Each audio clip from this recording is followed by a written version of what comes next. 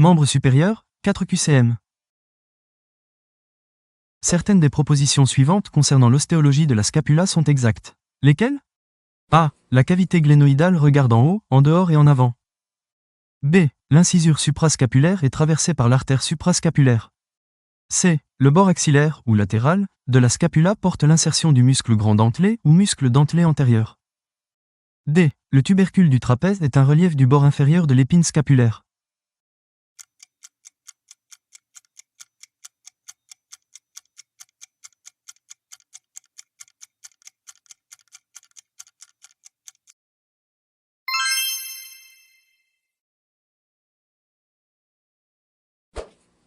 Certaines des propositions suivantes concernant les os du carpe sont exactes. Lesquelles?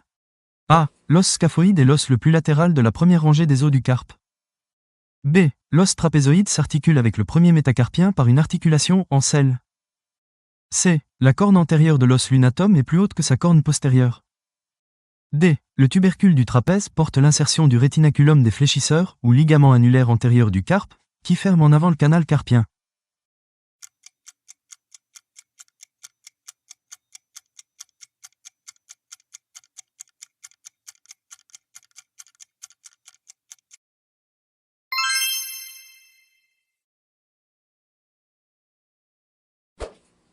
Certaines des propositions suivantes concernant les métacarpiens sont fausses. Lesquelles?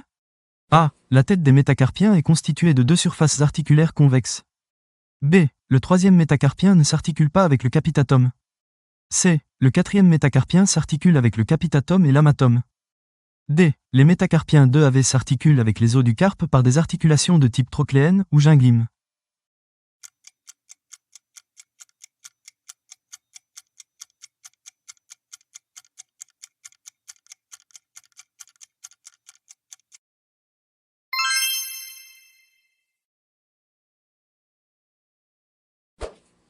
Certaines des propositions suivantes concernant l'articulation du coude sont fausses. Lesquelles?